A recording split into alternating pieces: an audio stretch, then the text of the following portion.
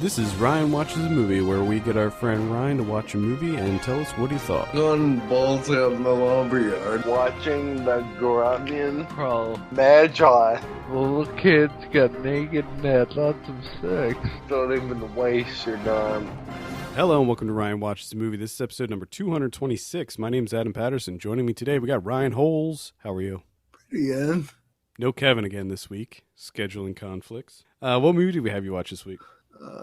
Caravan of Courage.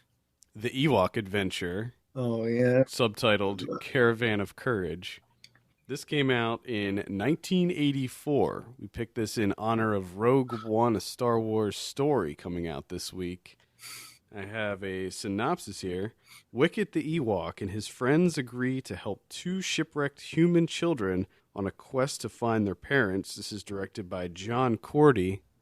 Ryan, tell us a little bit about the Ewok Adventure. Well, there's not much at help, but I'm going to start off by saying this is complete bullshit. I can't believe Star Wars let this go. Because it is a licensed film. Yeah. And my first problem is, and this might have been the other movie, but there was so much going on that I didn't really pay attention. But in this, the Ewok's mouth don't move when they talk. I mean, come on. Well, the other creepy thing about them is that their eyes don't blink either. Yeah. They just have this kind of dead stare. Yes. And I just don't get it. And also, half the conversations are between Ewoks, or Ewoks and children, or Ewoks and people. No subtitles for the Ewoks. They just talk. What the fuck are they saying? What are they saying? I think we just have to interpret what they're saying. I guess it just seems like a lazy scapegoat. But anyway, these two kids and their parents on a space shuttle. The space shuttle crashes, and somehow them and their kids get separated. And the kids find the Ewok, and they befriend them, and they're trying to get the Ewoks to help them find their parents, or give them food, or literally do anything. And that's it like 5 times before the Ewoks even get a hint of what they're saying. And obviously with no subtitles, you only know one side of the conversation. So you don't know if the Ewok kind of says like, what the fuck are you saying? Or, you're an asshole, do this. Or, yeah, I'll help you, but you have to do that. You don't know. So, did you watch us? I did, yes. Alright, can you explain to me, before they go and fight what I call the end guy, what the hell is with the magic? I don't know. I have no idea. I want to explain that, but I literally don't know how. They put shit in a lake, and all of a sudden the lake envelops the kid, and they're trying to get him out, and regular sticks, as soon as they hit the water, they disappear, and the kid's underwater for, I don't know, 3 or 4 minutes, and finally they're like, oh wow, I'll try this magic stick. Yeah, use the magic stick. And they put a fucking stick in the water. It's magic. And like I said, the kid can grab it and gets pulled out of the water. And they continue on their journey to find their parents. Then they have this magic compass and a rock, and at one point the kid jiggles the rock around and it rattles. Like, what the hell is inside of a rock? More rock? And so they jiggle around, the kid realizes there's something in it. So all it does is like drop it on the ground. His throat, he just drops it. And the rock comes out, breaks in half, and this little magic compass comes in. And the compass leads them to a cave wall. So they decide to destroy this cave wall with a light blaster. And when shooting it, and afterwards, it doesn't explode like a rock. It just vanishes. Like there's no dust and debris. You shoot the rock and poof, it's gone. So they go into this cave and they find their parents in a big cage up in the air. And this monster is holding them hostage. So this monster is rolling around the cave and finds the Ewoks and the kids. And to get away from them, they use fucking. The only way I know how to explain it is they're like when you life up in Zelda, the little fairies that fly around you. That's what happened. It's like Tinkerbell. Yeah. And apparently it just wins this guy, this monster. And there's back and forth and back and forth. And they land what they think is the final blow to this creature. And he falls down in this, like, bottomless pit, sort of. And he can't see the bottom. But somehow he survives it and crawls back up the mountain or back up the rock face. And the kid makes one final blow to actually send him back down. This time he's dead. And they go rescue their parents and everyone lives happily ever after, I guess. The funny thing about that scene at the end is that when the monster comes after them, the cave starts to crumble and there's rocks falling everywhere, and everybody's running away except this one Ewok, this one pain in the ass Ewok that's just standing there like an idiot. And this Ewok doesn't move, and the main kid, he's like, "Come on, come on, come on!" And the Ewok's just standing there, and then a big rock hits the Ewok in the head and kills him. Oh, is that when he was talking to him and then he just died? Yeah. Alright. And I was like, what is going on here? Why did that Ewok just stand there and let himself get killed by these rocks? Doesn't make any sense. And I'm also wondering, it made me think about this, because this goes for not just this movie, but any kind of like fantasy movie or Star Wars, where you have a giant creature like this. He's basically he's like giant. He's a big monster. And it made me think, is he the only one in existence? Like, is this one guy the only version of his kind? Is he the only one left alive in that species? Like, where are the other ones at? Because you have to think, if there's one, there should be more of them, unless he's so endangered that he's the only one left. You have to go vaporize the rocks to find other ones. I just think it's weird in movies like that where you only see one creature. And what's up with that pet they had? Like towards the beginning, the one with the weird teeth. I don't even know. That it looked, one part of the movie, it looked claymation. Next scene, it looked like there was a puppet. Yeah, they used like a mixture of stop motion and puppet work. Yeah, looked absolutely terrible. Yeah, none of it looked good at all. It's very bad, very poorly done all around. Which So then again brings me to a point why Georgia, I guess. Like, I understand that you're trying to make money, but don't solely what you already have going.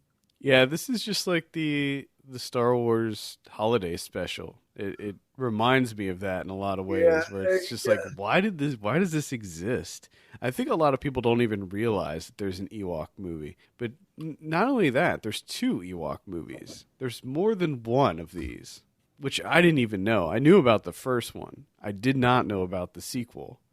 It's I just found that when I Googled it. they're terrible, and they are TV movies. To be these weren't movies that were in the theater, but still, they should not exist at all. I agree. So, what did you think about this one overall? I hate it. I hated everything about it. Yeah, the kids were pretty annoying. Yes. The acting was absolutely terrible. Yeah, Like, pretty shit acting. they said the one girl, the this was her first movie or introducing. Regardless, she was awful. The girl that played Sindel, Aubrey Miller. Yeah, it very much seemed like she.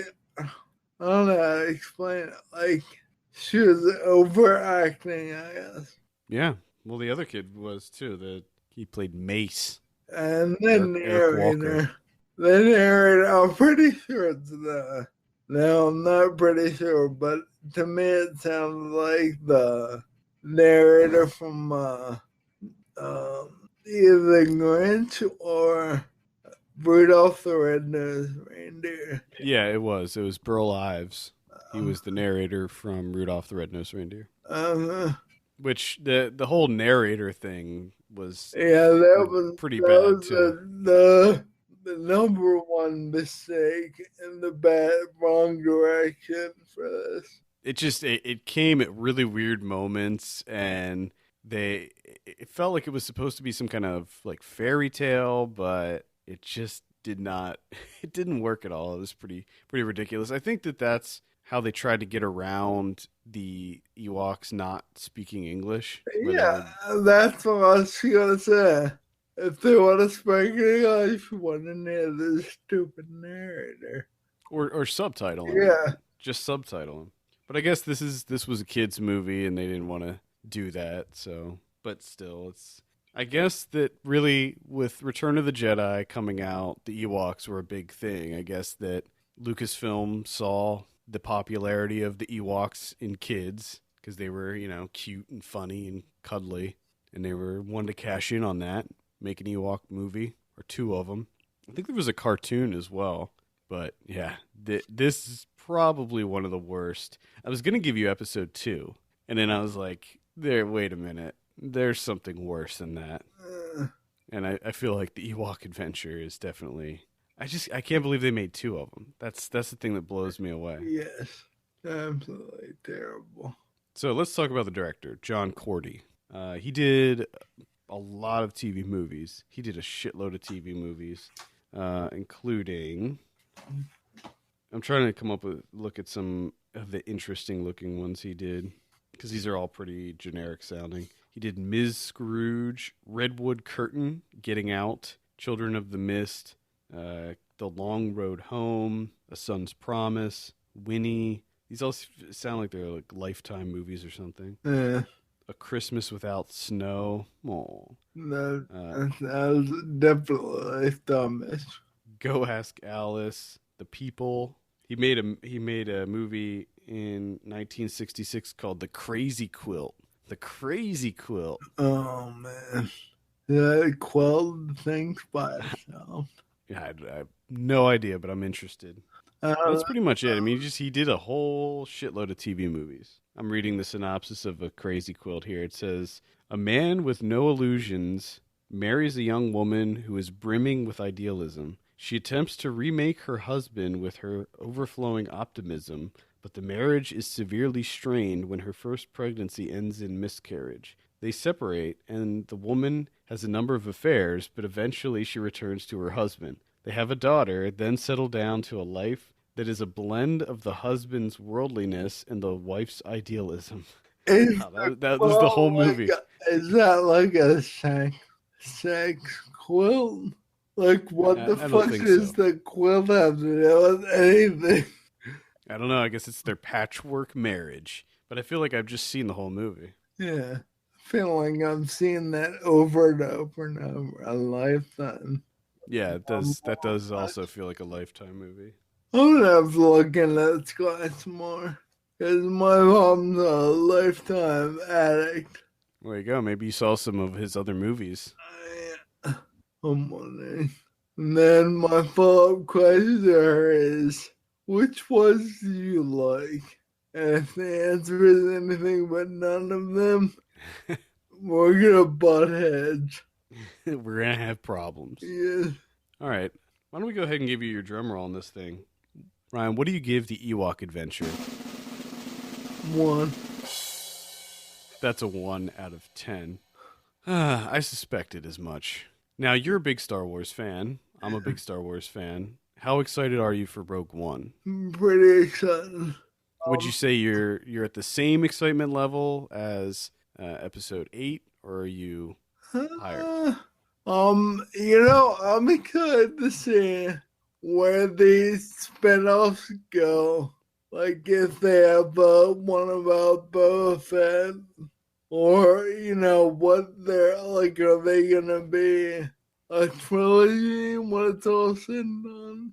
Well, they're planning on. I know that the Han Solo one that's a done deal. They're already working on that. They have that cast and everything, so that's going to be the next one. But I think Episode 8's coming out before that one. So we'll have Rogue One, and then we'll have Episode 8, and then we'll have the Han Solo one, presumably. So it's sort of like a whole new, well, not a new universe, but completely different stories from the Yeah, it's just going to be completely side things, which I like. I like that idea. And the Han Solo one is going to be when he's younger and on his adventures before he met up with Luke and Leia. Okay. Which, again, totally cool with that. That's going to be cool. Yeah, I enjoyed all 3 of the original ones. So I'm excited, and I like the new one too. So as long as more of that style and not fucking George or Banks, I'm happy. The new one, Rogue One, is directed by Gareth Edwards. He's the guy who did the new Godzilla movie, the one that came out a couple years ago, and he did a movie called Monsters, which was this kind of indie sci-fi movie that I was a big fan of. So I'm pretty excited. I liked the new Godzilla too. I'm pretty excited. I mean, I'll check it out. I'll definitely watch all of them. I'm excited to see where they go, basically. Yeah, I think it's going to be, and the new one looks really cool. So we do have a review up for the new one already on the site. Blake reviewed it for us. He gave it a 7 out of 10. Well, man. The Ewok Adventure, for reference, got a 27% on Rotten Tomatoes. Jesus. As of that high. As of right now, Rogue One has an 84% on Rotten Tomatoes. So people are liking it. I'm pretty excited. I'm going to be seeing it on Saturday. I might go on Christmas Eve this in, but I'm trying to wait for the crowds to thin out because me and crowds weren't friends. You should try to get Kevin to take you. Oh, like that. Do you know when he's going or if he's going? He will go. I don't know when, though. He and I have to talk about that. I'd like to review it on the podcast this week, but yeah. Any final thoughts on the Ewok Adventure? If you like Star Wars, this is like the first 3, only worse. So do yourself a favor and don't even better. By first three, do you mean the prequels or the original three? The prequels. Oh, the prequels. Okay. Yeah, it's almost unwatchable. I would say it's very, very bad, very bad. And the even the like background and set design. 1 minute it's bright outside, the next minute it's dark. I don't know how to explain. It just looks really, really fake. Yeah. Yes, it does. It all looks like they're on a sound stage of some kind that's supposed to look like a forest. And the Ewok's mouths don't move and they don't blink. That is true. That the blinking. Theoretically, you could have someone who died that is laying in a casket do the same job they did. They did make the one that died. They made his eyes close. And I thought it was funny because it's like, oh well, it'd be really weird. It'd be probably too morbid to keep his eyes open when he dies like that. Yes. So they made his eyes close. But I don't think it was like animatronic. I think it was just they used a different head that had closed eyes, or they replaced the eyes on the same costume. Yes. Well, at any rate, yes, avoid the Ewok Adventure. It's not too good, not too good. Thank you so much for tuning in today. You can send us your questions and topics to podcast@filmpulse.net. You can follow us on Twitter @filmpulsenet and @mylegsdon'twork. And if you have a minute, take a look at our Patreon page. Patreon.com/filmpulse is the address. Consider helping us out by becoming a subscriber. For Ryan Holes, my name's Adam Patterson. We'll see you next week. See you later.